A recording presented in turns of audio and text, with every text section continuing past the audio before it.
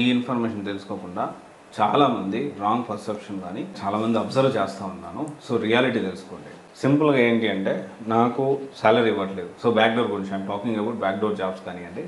ఇప్పుడు మీరు యాక్షన్ తీసుకునే ముందు డెసిషన్ తీసుకునే ముందు కొన్ని విషయాలు మీరు తెలుసుకోవాలి. ఫస్ట్ థింగ్ ఏంటి అంటే కొంతమంది ఏం చేస్తున్నారంటే కంపెనీ ఒకటి ఉంటుంది, మధ్యలో మిడిల్ మ్యాన్స్ ఉంది. సో అండ్ సో కంపెనీలో మీరు జాయిన్ అవ్వచ్చు, లేదా సో అండ్ సో కంపెనీ గురించి మాట్లాడుతూ ఈ కంపెనీ ఇలా ఉంటుంది, ఆ కంపెనీ అలా ఉంటుంది అన్నట్లు చెప్పి నేను ఇప్పిస్తాను అన్నట్టు చెప్పి డబ్బులు వసూలు చేస్తూ ఉంటారు. జనరల్గా చాలామంది శాలరీ ఇవ్వట్లేదన్నా, లేకపోతే ప్రాజెక్ట్ లేదనో, లేకపోతే ఇంకోటనో, నేను కంపెనీ బాగలేదు అని చెప్పి లేకపోతే కంపెనీ గురించి బ్యాడ్గా మాట్లాడితే దెర్ ఇస్ ఏ పాసిబిలిటీ మీద లీగల్ యాక్షన్ తీసుకునే దానికి వాళ్ళకి అన్ని రైట్స్ ఉంటాయి. గుర్తుపెట్టుకోండి. ఎందుకంటే ఒకవేళ వాళ్ళు శాలరీ సరిగ్గా ఇవ్వట్లేదు, ఎగ్జాంపుల్ నువ్వు కట్టింది డబ్బులు ఎవరికో ఎగ్జాంపుల్ X% కట్టావు, లేకపోతే X% ద్వారా నువ్వు కట్టావు. ఓకే, సో సింపుల్గా కంపెనీ తప్పేముంది అక్కడ? ఈవెన్ దో కంపెనీ ఫ్రాడ్ అయినప్పటికీ కంపెనీ తప్పు కాదు లీగల్గా మనం మాట్లాడుకుంటే. Technically company is not doing any fraud legal చూసుకుంటే.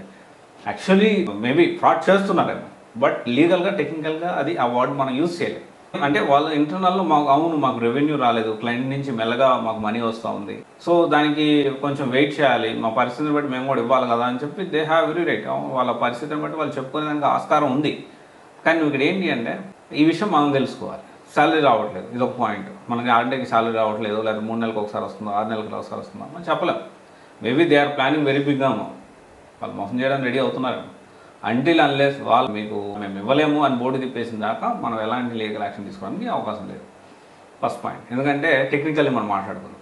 ఒకవేళ లీగల్గా యాక్షన్ తీసుకున్నా కానీ వాళ్ళు ఎక్స్ప్లెనేషన్ ఇచ్చుకునే దానికి ఛాన్స్ ఉంటుంది. అండ్ ఇంకోటి, వాళ్ళు డైరెక్ట్గా కంపెనీకి కడితే మాత్రం యూ హ్యావ్ వెరీ రైట్. నువ్వు డైరెక్ట్ కంపెనీ కట్టావా, నువ్వు అడిగేదానికి ఛాన్స్ ఉంది, ఆ కంపెనీ మీద నువ్వు లీగల్గా వెళ్ళేదానికి ఛాన్స్ ఉంటుంది. సో ఇది నేను జనరల్గా ఒపీనియన్ నేను చెప్తా ఉన్నా. ఓకే, సో ఇంకోటి వచ్చేసి ఏంటి అంటే ప్రాజెక్ట్ విషయం. ప్రాజెక్టులు లేవు అంటే that is there internal thing. టెక్నికల్గా మనం మాట్లాడుకుంటే వాళ్ళు ప్రాజెక్టులు లేవు అంటే వాళ్ళ ఇంటర్నల్ థింగ్. నీకు శాలరీ ఇస్తున్నారు, ప్రాజెక్టులు లేవు, you cannot say anything about that. దాని గురించి మనం మాట్లాడడానికి ఏముంటుంది? They are giving salary, right? వాళ్ళు శాలరీ ఇస్తున్నారు. నువ్వు అనుకోవచ్చు ఇప్పుడు ఎలా ఉందంటే వాళ్ళు శాలరీ ఇవ్వకపోతే ఒక ప్రాబ్లం, వాళ్ళకి ప్రాజెక్టులు లేవు. ఓకే, అసలు నువ్వు ఎలా జాయిన్ అయ్యావు? ఫైనాన్షియల్గా ఏమైనా ఇబ్బంది అవుతుంది. సో నేను ఏం మాట్లాడదలుచుకున్నానంటే చాలామంది ఈ విషయాలు, నేను ఒక్కొక్క విషయం ప్రతిదీ ఒకసారి కంపెనీ మోసం చేసిన తర్వాత కొంతమంది చీట్ చేసి మళ్ళీ ఇంకో కంపెనీ ఓపెన్ చేసి వాడు రన్ చేసుకుంటున్నాడు. అసలు డబ్బులు కట్టేందుకు జాయిన్ అవుతున్నారో అర్థం కావట్లేదు. నేను ఎప్పటికీ ప్రతిదీ చెప్తా ఉన్నా. ఇప్పుడు చాలామంది ఏమంటున్నారంటే, మీరు ఇమాజిన్ ఒక వీడియో చేస్తే దాని కింద కమెంట్స్లో కొన్ని లేదు మినిమం 3-4 కంపెనీస్ వస్తున్నాయి. అన్నా వీళ్ళు నాకు శాలరీ ఇవ్వట్లేదు, ఇక్కడ నేను సో అండ్ సో ఇన్స్టిట్యూట్కి నేను డబ్బులు కట్టి నేను మోసపోయాను, సో అండ్ సో ఇన్స్టిట్యూట్ నన్ను మోసం చేసింది, నాకు 6 నెలల నుంచి శాలరీ ఇవ్వట్లేదన్నా, నాకు ఇంకో దానికి శాలరీ ఇవ్వట్లేదన్నా, ఇక్కడెలా జరుగుతుంది అక్కడెలా జరుగుతుంది అని చెప్పి ఎంత ఇన్ఫర్మేషన్ ఉంటుంది అనుకుంటున్నారు. And make sure about that. So నేను I'm creating playlist, watch and every video. అది ఈ వీడియోనే కాదు, ఈ బ్యాక్డోర్ రిలేటెడ్ వీడియోస్ చాలా వీడియోస్ ఉన్నాయి. అవన్నీ కూడా మీరు ఒకసారి చూడండి బిఫోర్ టేకింగ్ ఎనీ డెసిషన్ అంటారు. ఎందుకంటే ఎప్పుడో ఒక సందర్భంలో నేను చాలా విషయాలు చాలా ఇన్డెప్త్గా దీని గురించి మాట్లాడడం జరిగింది. చాలా అవేర్నెస్ తీసుకునే ప్రయత్నం చేస్తున్నాను నేను. I'm still doing it. But ఏంటి అంటే ఎక్కువ మంది రీచ్ అవ్వట్లేదు. దానివల్ల అన్న డబ్బులు కట్టిన తర్వాత నీ వీడియో చూస్తున్నా అన్న బాధపడుతూ ఉన్నాను.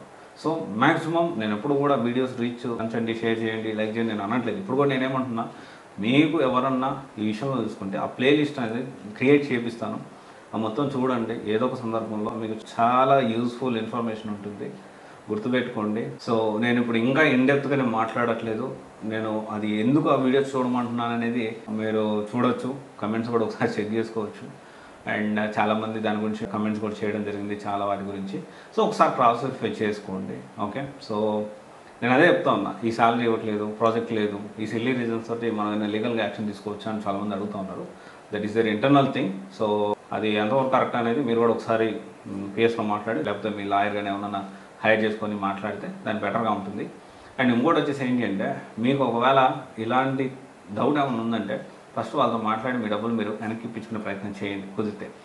సో ఎందుకంటే ఒక్కసారి అది బరస్ట్ అయింది అనుకోండి, సో మీ డబ్బులు మీరు వెనక్కి రావు. అట్లీస్ట్ ఈ వీడియో చూసే వాళ్ళందరికీ అర్థం చేసుకోండి, మీకు కంపెనీ గురించి దాని గురించి డౌట్ వచ్చింది అంటే మీ డబ్బులు మీరు తీసుకోవడానికి ప్రయత్నం చేయండి.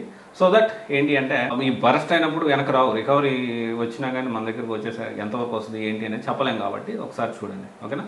Thank you. This is Raj signing off.